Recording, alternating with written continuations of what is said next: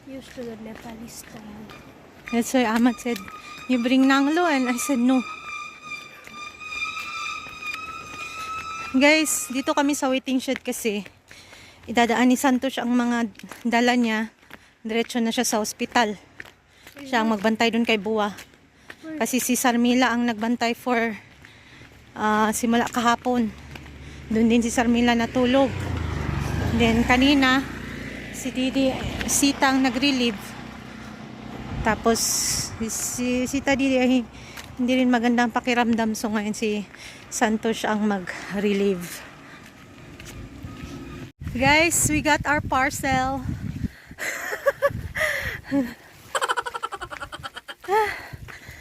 Mga mantika, mga gulay. Sanel. Si Sanel ay hirap na hirap. Hindi sanay. Ayan.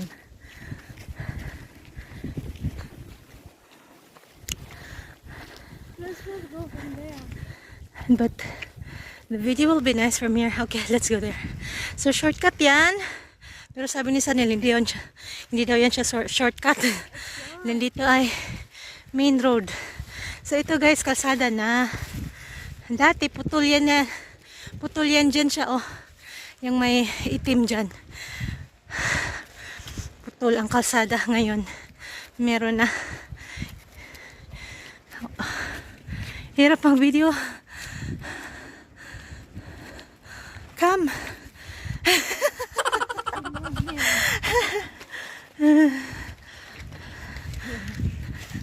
Ayan, so yung kalsada. Ayan guys. Hirap mag-video. Mabigat ang aking dala.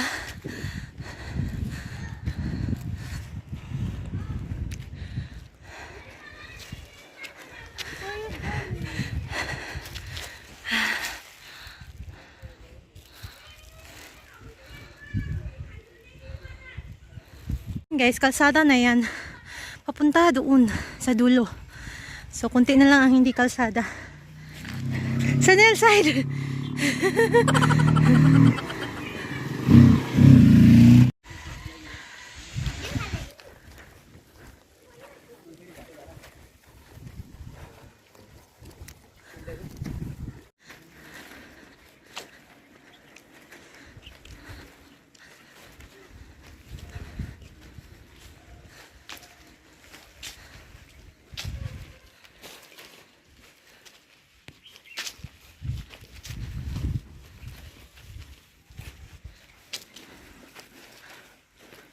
I feel so hot. You need to take off that jacket. I need to. Yeah. Naka-t-shirt lang ako kasi hindi ganun kalamig. Mainit pero kailangan mag-sweater kasi iitim tayo guys. I'm wearing 2 jackets. Si Sanel ay nagsisi. Bakit siya sumama?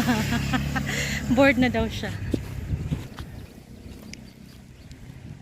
But me, I don't regret because of this view. Me, I regret. $1 million view. Let's go. So yun guys, kalsada na siya lahat guys. Ang ganda ng pine tree, oh. Hirap na hirap. Dito. How can you bring this? Ha? How can you bring this to the office? Yeah. Somehow they need to bring. You brought Kaza from a house that he used to cry. Yeah. Very heavy, no?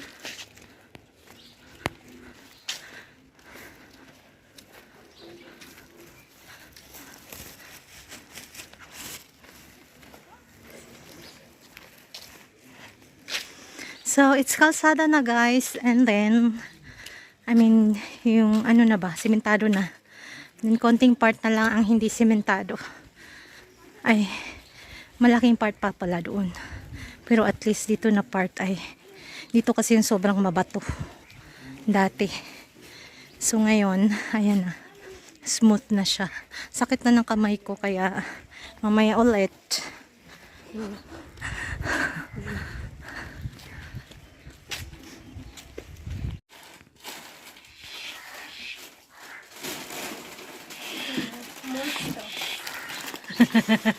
More stuff.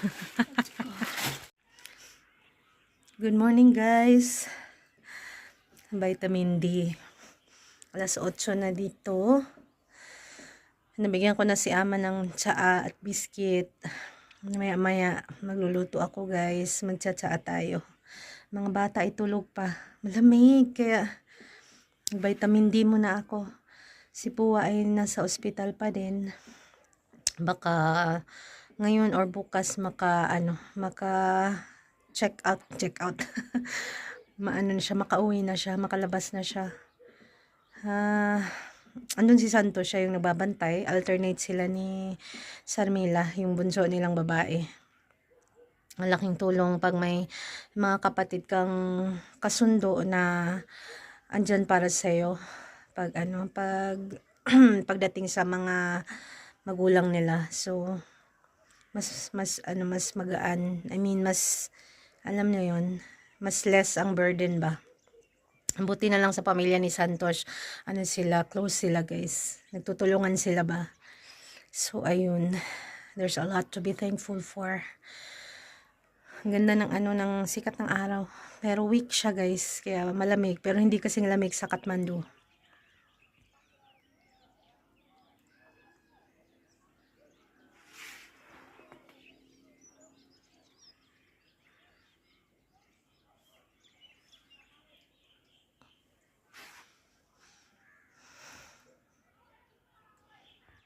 Guys, ilabas natin ang mga kambing. Igawas na toong kambing, guys. Lisod ba kayo ni sila? Ang hirap nilang palabasin. Ayaw nilang lumabas. Gusto lang nila doon sa loob. Pero kailangan nilang lumabas kasi para maarawan sila. So kahapon, nung na-admit si Buwa, hindi ko sila nilabas. Binigyan ko lang sila ng tubig. Tapos, kinabukasan si Didi dumating siya yung nag-cut ng grass. Tapos si Didi ang naglagay ng grass, tapos ako nagbigay ng tubig. And then yung time na yun na naghakot ako yung grass na may nagputol doon, banda doon may nagputol na mama. And then kahapon si Santos ang naglabas ng mga kambing. Siya din ang nagbigay ng tubig. Yun kahapon. Kahapon ako. Nung isang araw si Santos. Tapos kahapon si Santos nagpunta ng ospital. So, mga ilang days na ni Buwa sa ospital. Mga pangatlong araw na. Dumating kami dito Linggo, Lunes, Martes o Merkulis siya na-admit.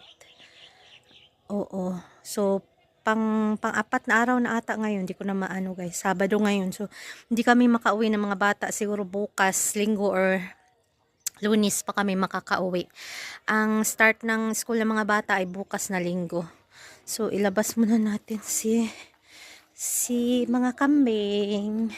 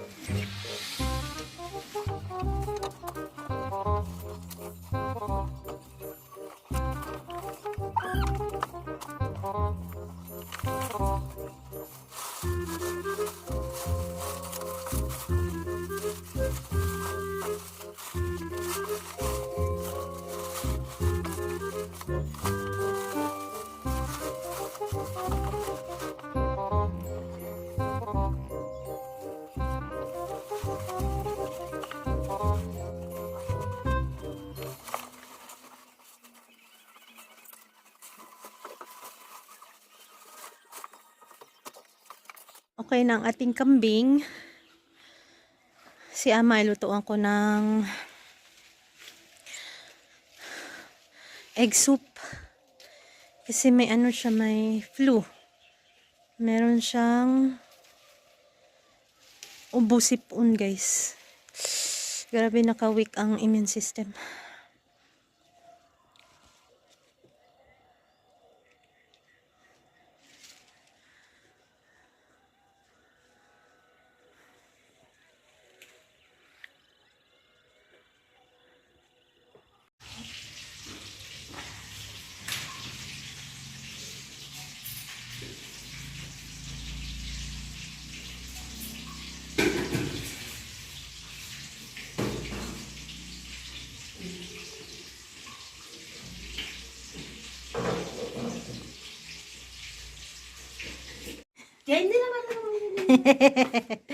Bye.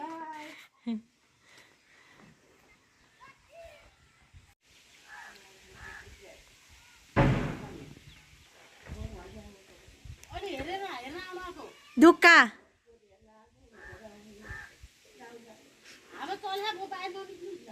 As.